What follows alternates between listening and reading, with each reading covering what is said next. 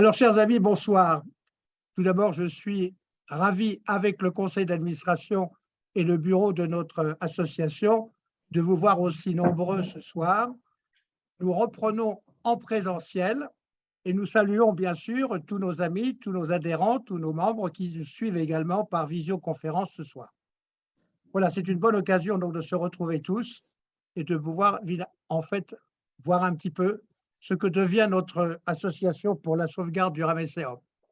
Il y a beaucoup de choses à vous dire aujourd'hui, bien entendu.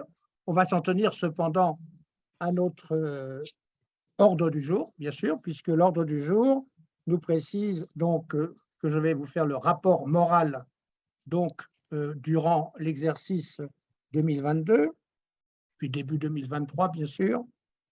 Jocelyne Autier, notre trésorière, vous présentera ensuite le rapport financier. Et puis, nous aurons l'occasion, pour terminer cette séance, bien sûr, de voir un très beau film qu'a réalisé Pascal Pelletier, un film qui concerne notre mission archéologique et qui concerne plus précisément d'ailleurs la 32e campagne qui s'est déroulée donc en 2022 et qui a été en plus sélectionné lors du festival du film d'archéologie d'Amiens au cours de l'année 2022. Alors tout d'abord, bien sûr, comme chaque année, vous savez que nous avons avec tristesse appris le décès d'un certain nombre de nos membres et de nos amis qui sont proches de l'Association pour la sauvegarde du Ramesséum. Et je voudrais qu'on leur rende évidemment hommage ce soir. Et d'ailleurs, cet hommage sera rappelé dans le prochain bulletin des Memnonia. Je salue Monsieur l'ambassadeur et Monsieur le conseiller d'être parmi nous ce soir. C'est une très gentille initiative de votre part. Donc, nous avons perdu effectivement quelques-uns de nos membres durant l'année 2022-2023. Je voudrais signaler tout d'abord donc l'une de nos membres qui est décédée le 23 juin 2022. Il s'agissait de Madame Nicole Alain. Voilà le professeur Éric Ornougne qui nous a également quittés le 11 juillet 2022. Madame Danielle Oison-Chapon, qui était présidente de l'Association des amoureux de l'Égypte ancienne à Agen, qui est décédée le 30 novembre 2022. Professeur Doha Mustafa Mahmoud de l'Université de Helwan, qui enseignait l'égyptologie et qui est décédée le 20 décembre 2022. Vous savez que le docteur Doha Mustafa, nous avons travaillé beaucoup avec elle. Elle avait l'occasion d'ailleurs de travailler au tout début des années 75-76 au Ramesséum avec nous. Elle était de formation l'architecte au départ, et puis elle a fait aussi sa thèse en égyptologie à l'Université de la Sorbonne avec le professeur Jean Leclan. Et elle enseignait donc à l'Université de Helwan, au département d'égyptologie et de tourisme. Et nous avions eu l'occasion ensemble d'ailleurs de co-diriger un certain nombre de thèses, dont celle d'ailleurs de Khaled El-Enani lorsqu'il a présenté sa maîtrise en égyptologie avant de partir en France pour faire sa thèse de doctorat. Il y a aussi Madame Anne-Marie Marguen qui est décédée le 3 janvier 2023, donc là c'est plus proche de nous. Et puis alors aussi encore le professeur Abdelhamid Chimi, qui était un vieil ami qui avait beaucoup travaillé avec nous, notamment dans la montagne thébaine pour le relevé des graffitis, vous savez, de la montagne thébaine pendant un certain nombre de campagnes. Il avait donc publié surtout des ouvrages qui concernaient les transcriptions et les facsimilés de ces graffitis hiératiques qui remontaient à l'époque du Nouvel Empire et qui étaient souvent d'ailleurs des inscriptions qui étaient celles des ouvriers de Deir el-Médineh. Donc c'était d'ailleurs toute une série d'inscriptions que l'on était en train de relever dans la montagne thébaine et qui devaient former finalement la base d'un ouvrage que le professeur Tcherny devait rédiger justement un petit peu sur l'histoire des artisans de Deir el-Médineh. Malheureusement, Tcherny est mort beaucoup trop tôt et ce travail n'a pas pu être réalisé. Mais en tout cas, Mohamed Abdelhamid Chimi, je peux montrer l'image, voilà, que nous avons sous les yeux, qui était un ami de travail d'âge. Il avait fait sa thèse d'ailleurs aussi à l'université en France, de l'université de Lyon 2, sur les parfums et la parfumerie dans l'ancienne Égypte. Et il a été honoré d'ailleurs le 16 mai 2016, justement, au ministère des Antiquités pour le travail qu'il avait accompli durant toute sa carrière, puisqu'il a terminé sa carrière comme directeur du musée du Caire, d'une part, et puis ensuite il a enseigné à l'université du 6 octobre. Donc c'était un vieil ami et un ami très très cher, et qui était aussi d'ailleurs membre d'honneur de notre association pour la sauvegarde du Ramesséum. Nous avons perdu aussi par la suite, bien sûr, monsieur Gérard Cardin, l'époux de Christine Cardin, qui était égyptologue, bien sûr, et le professeur Cardin avait surtout participé à la création du musée de Vif, du musée Champollion à Vif, lorsqu'il a fallu surtout, évidemment, que le département de l'Isère puisse racheter cette maison pour qu'elle devienne finalement un bien national par la suite. Voilà. Il y a M. Bernard Labbé également, qui était membre bienfaiteur de notre association pour la sauvegarde du Ramesséum depuis l'an 2000, qui est décédé le 11 février 2023. Il est le père de Sophie Labbé Touté, qui est membre de notre association depuis bien longtemps également, et qui est aussi d'ailleurs égyptologue au musée du Louvre. Et puis la dernière en date que nous avons perdue, c'est Madame Simone Artus, qui était membre de notre association depuis 1994, qui est décédée le 6 mars donc de cette année, à l'âge de 103 ans. Il faut savoir que c'était finalement la doyenne de notre association pour la sauvegarde du Ramesséum, une femme étonnante, pétillante, jusqu'au dernier instant.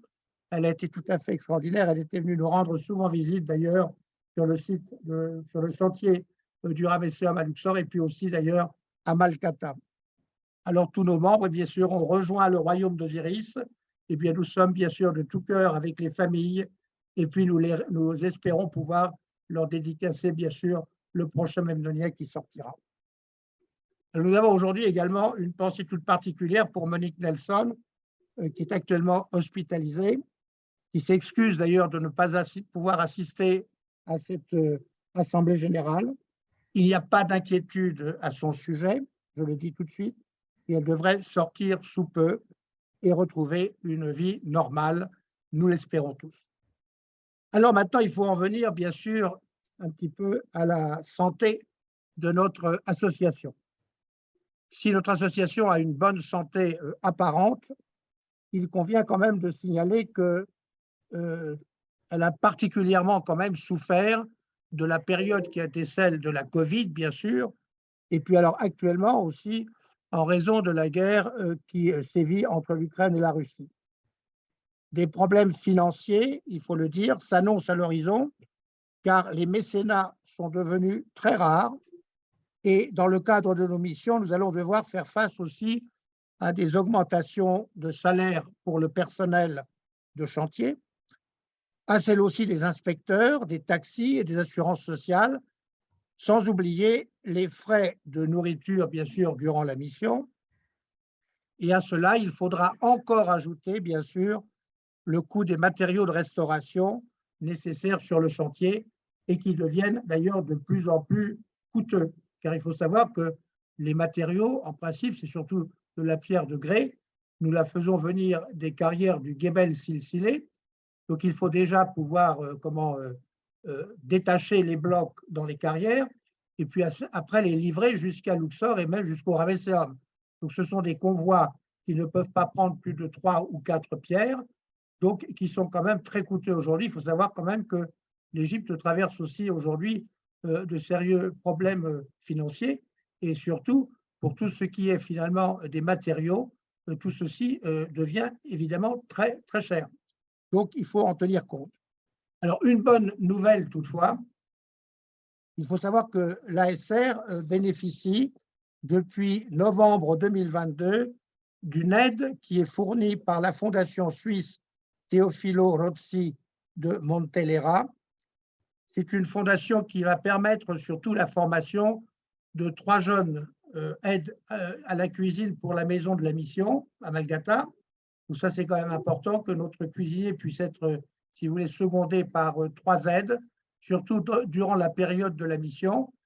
Et puis alors, cette fondation va aussi, bien sûr, prendre en charge tout le personnel de la maison, c'est-à-dire quand même 7 personnes, durant un certain temps, c'est-à-dire probablement jusqu'au mois d'août 2024 et il y aura peut-être une reconduction par la suite.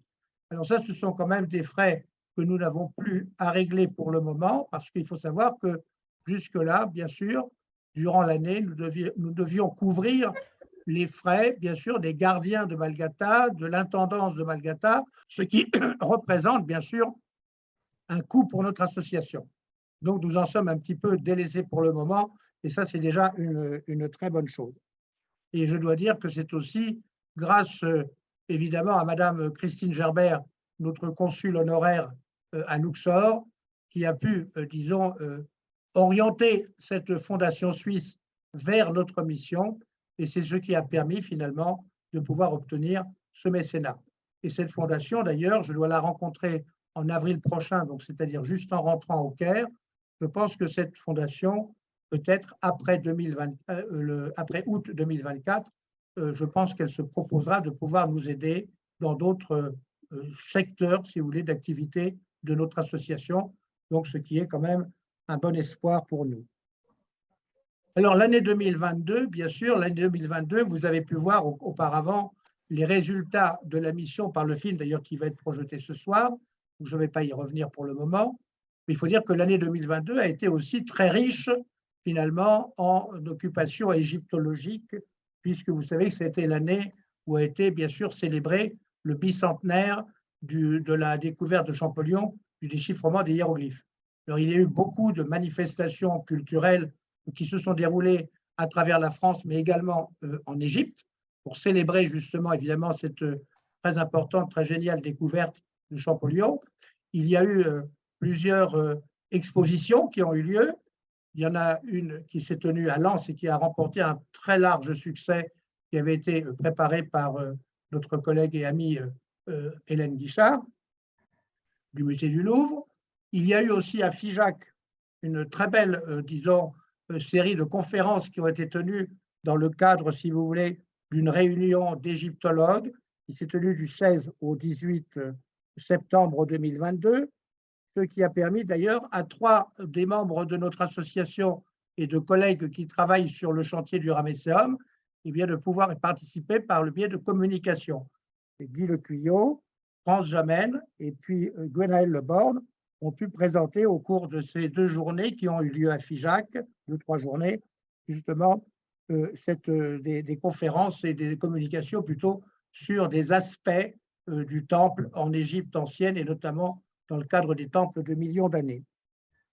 Il y a eu bien sûr aussi cette année 2022, ça a été aussi le centenaire de la découverte de la tombe de Toutankhamon dans la vallée des Rois. Et là, l'Égypte, de son côté, évidemment, a préparé toute une série de très belles manifestations qui ont eu lieu d'ailleurs principalement à Luxor, puisqu'il y a eu toute une cérémonie qui s'est déroulée dans la vallée des Rois le 4 novembre 2022 et qui a été suivie ensuite par toute une série de communications qui ont été données justement dans le cadre d'un colloque qui a eu lieu à Luxor. Alors évidemment, cette exposition, enfin cette manifestation a eu une très importante, d'autant plus que vous savez que la plupart des objets, même la totalité des objets qui concernent le trésor de Toutankhamon ont été pratiquement tous restaurés ces derniers mois dans les laboratoires du nouveau grand musée qui se tient aux Pyramides. Et l'ensemble du trésor de Toutankhamon, c'est près de 5000 pièces, seront présentées en intégralité dans le futur musée. Au cours de l'année 2022, il y a eu aussi à Luxor, durant 2 jours, les 18 et 19 novembre, un colloque qui avait été organisé par le Centre franco-égyptien pour l'étude des temples de Karnak.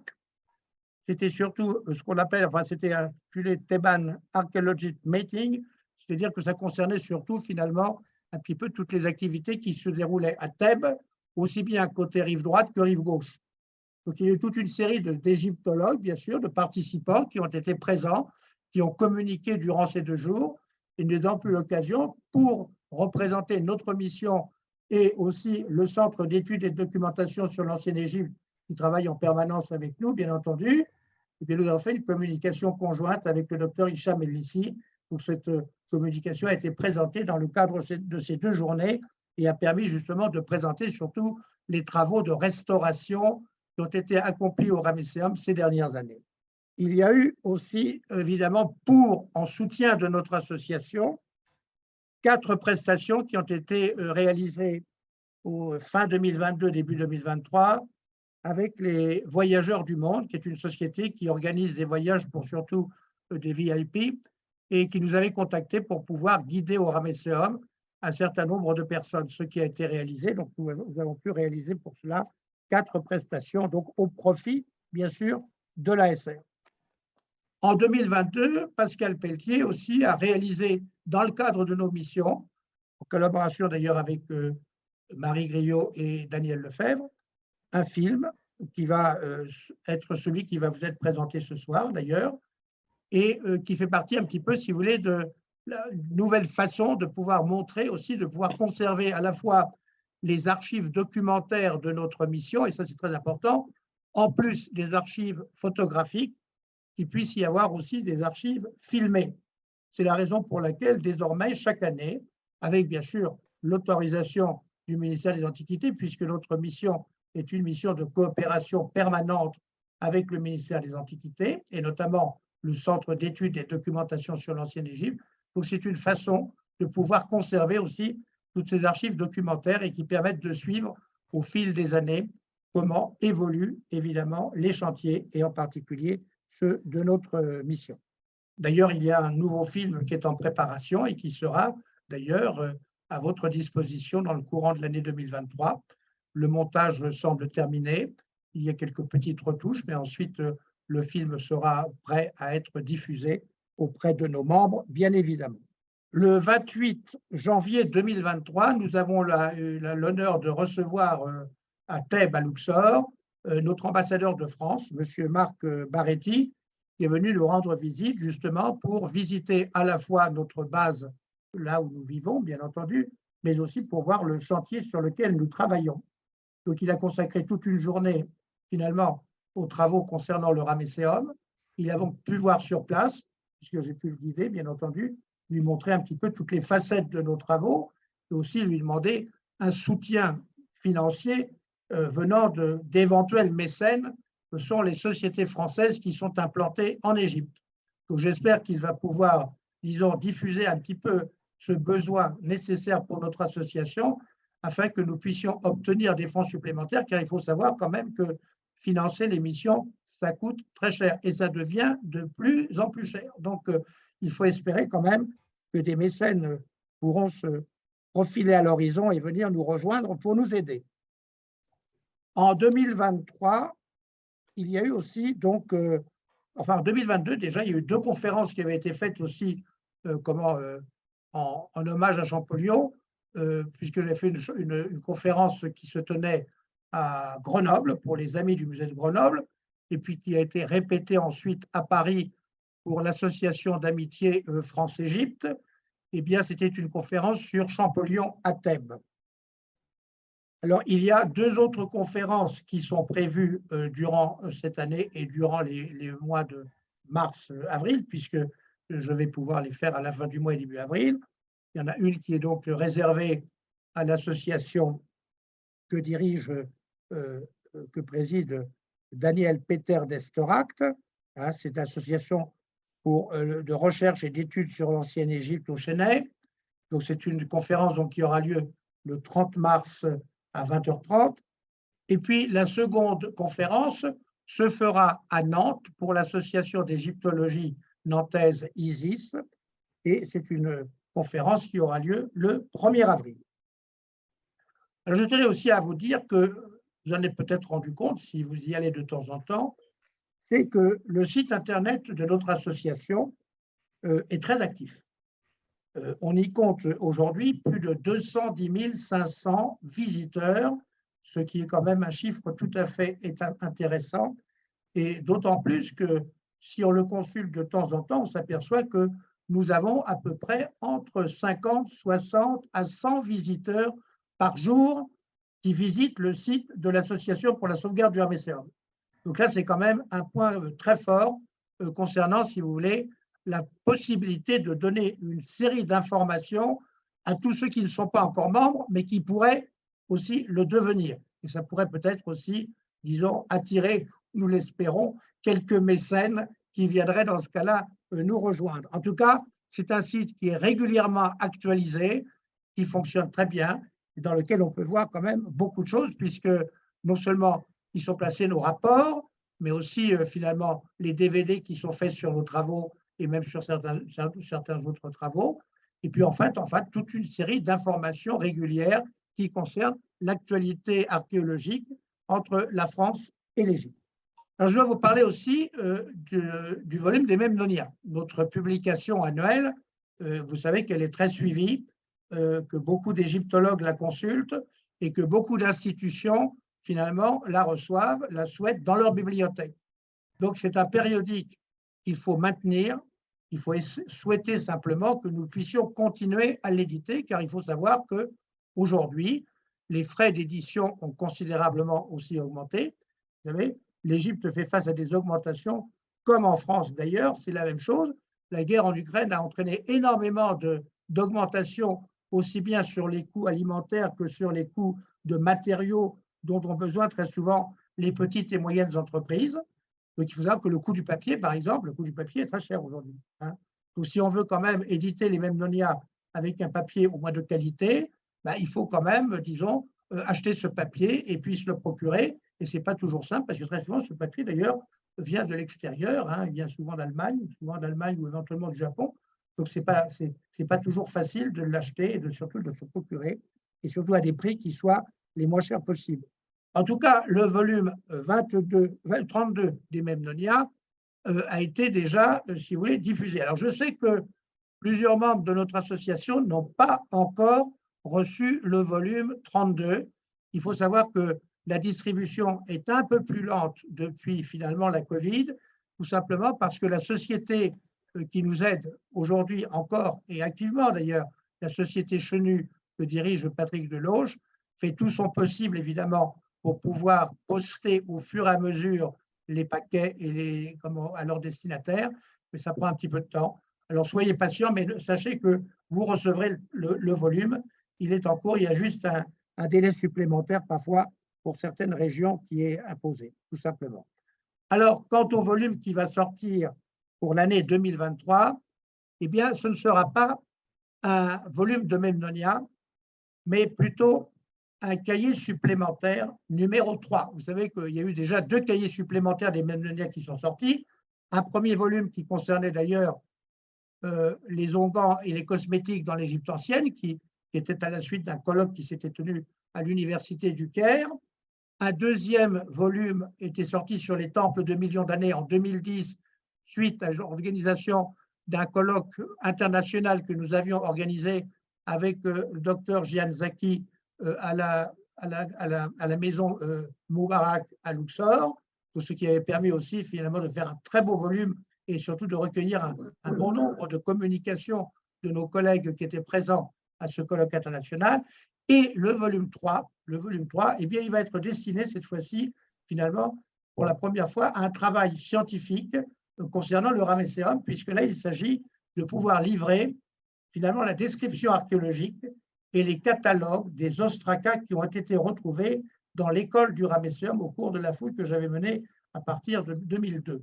Donc là, c'est un travail qui se fait avec Christophe Barbotin du Musée du Louvre et qui va pouvoir permettre de publier l'intégralité de cette documentation.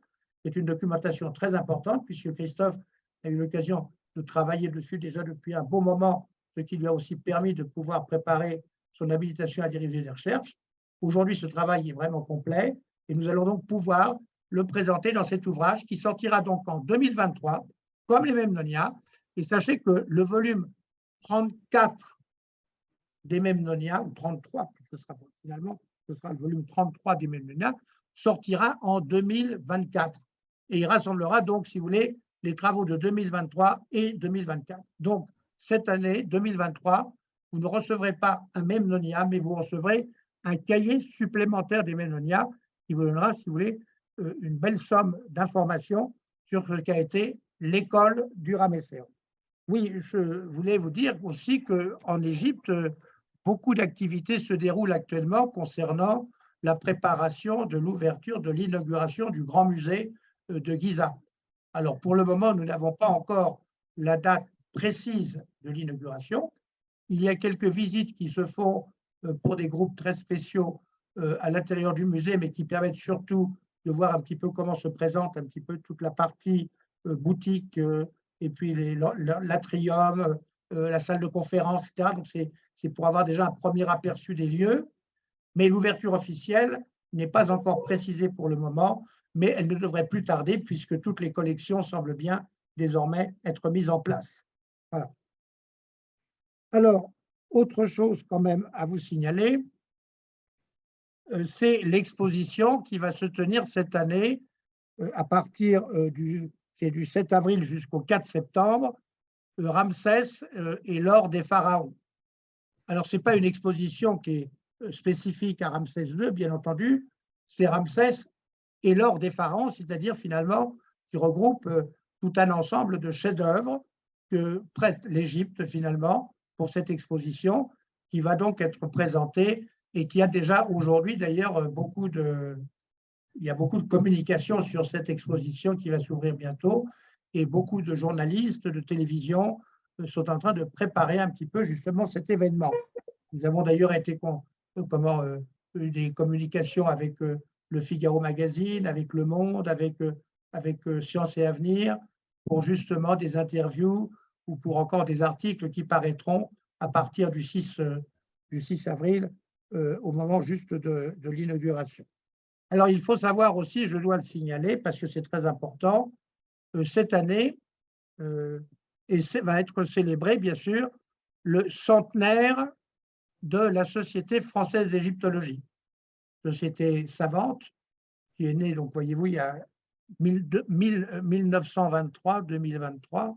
Donc c'est une très belle histoire qui s'est faite à travers, bien sûr, tout un ensemble de communications, de conférences, mais aussi de publications, puisque la Société française d'égyptologie continue encore d'éditer aujourd'hui le fameux bulletin de la Société française d'égyptologie, le BSFE, et puis aussi, bien sûr, la revue d'égyptologie, qui est une revue évidemment renommée dans le monde égyptologique.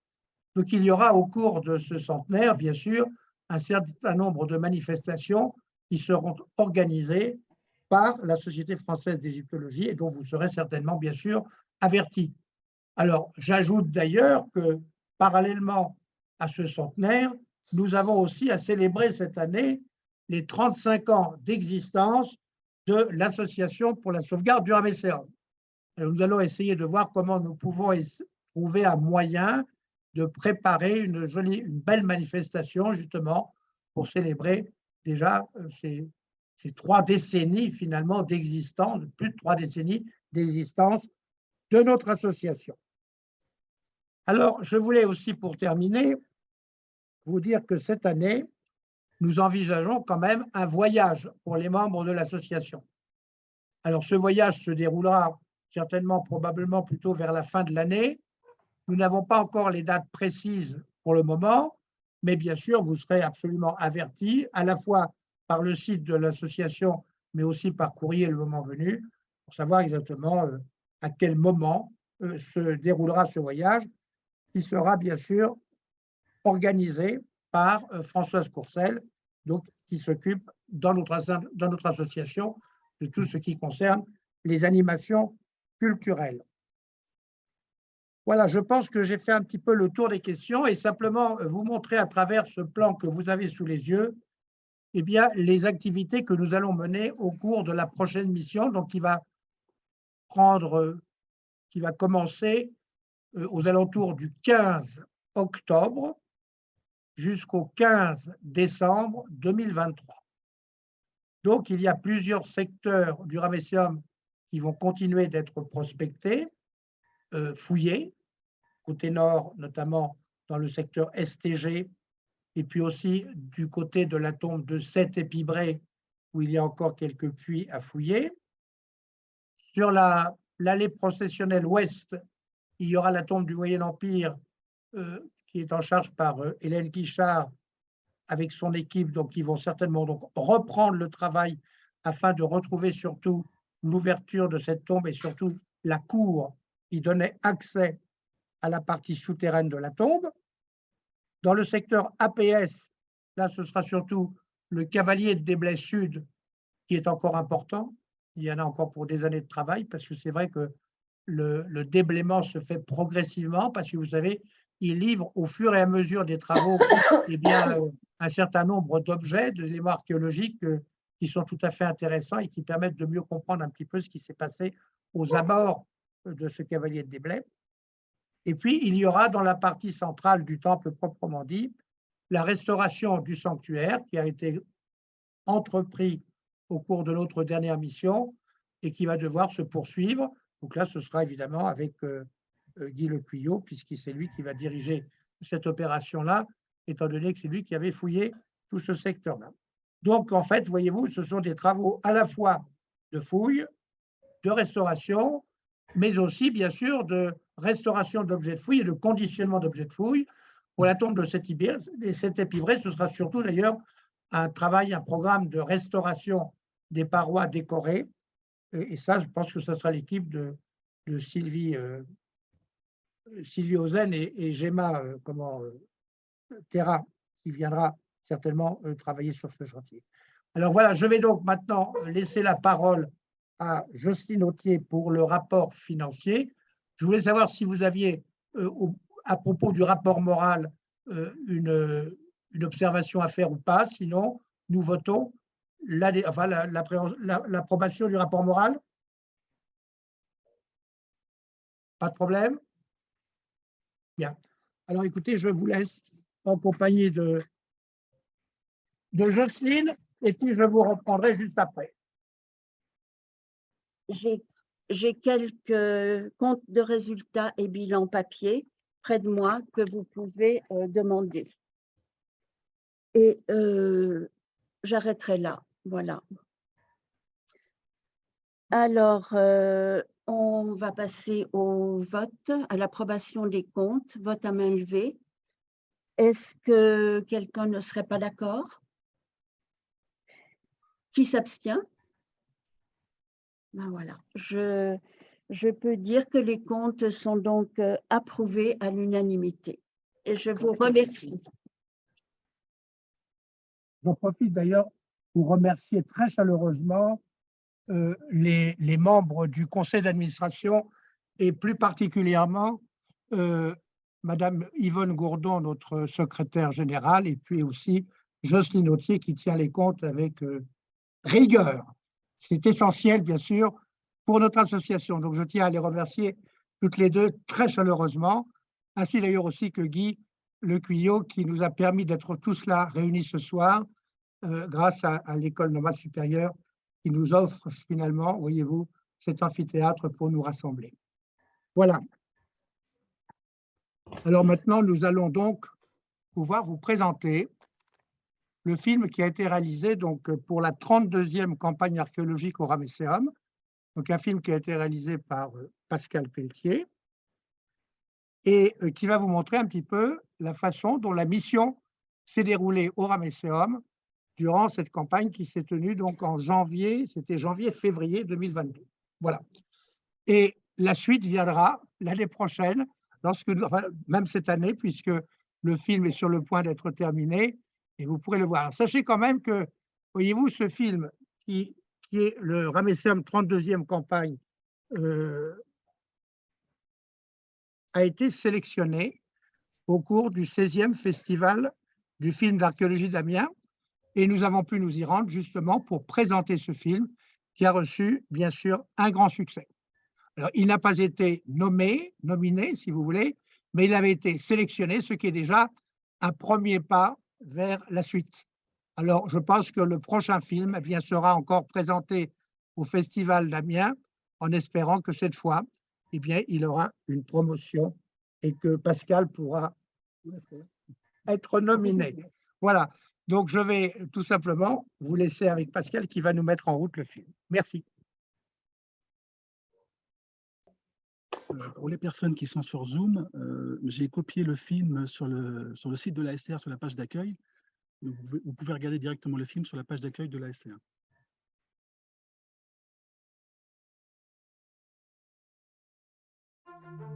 La 32e campagne a commencé finalement le 2 janvier. Donc il s'agit bien sûr d'une campagne de la mission archéologique française de Thèbes Ouest avec le Centre d'études et de documentation sur l'ancienne Égypte et bien sûr l'Association pour la sauvegarde du Ramesséum. Nous avons pu quand même ouvrir un certain nombre de chantiers.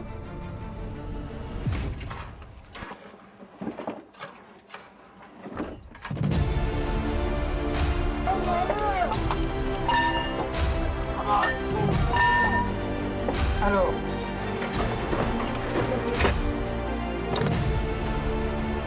ah bah oui, parce que c'est un nouveau défunt que l'on trouve dans cette tombe. C'est un retour dans l'éternité pour l'ensemble de ces ossements. Nous avons trouvé 2 éléments significatifs. Maintenant, il y a 4 boîtes complètes pour le fragment de chaque type. Ceux-là sont en place puisqu'on a la correspondance avec le dessin du dessous. Et c'est vrai que moi, quand ça chante, je sens que ça se passe bien. On a un fragment de visage. La gestion de la fouille est aussi importante que la fouille elle-même.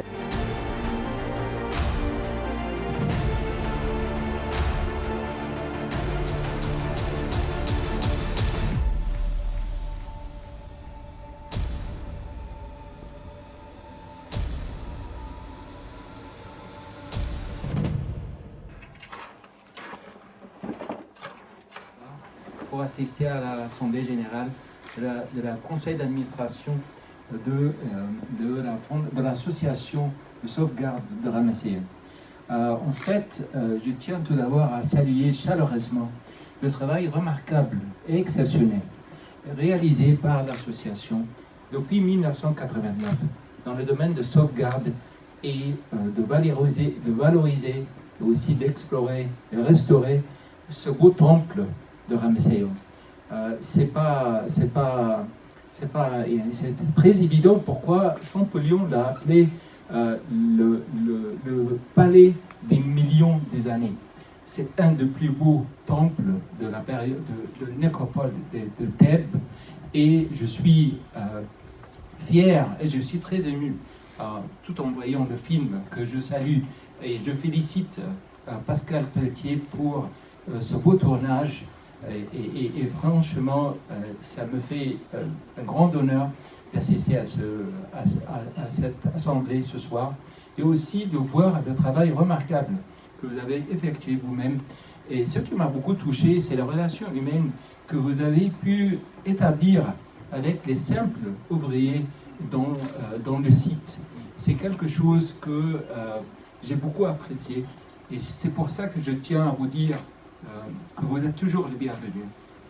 Et le travail remarquable que vous faites dans ce beau temple, et je pense est un travail que, au nom du gouvernement égyptien, on salue chaleureusement.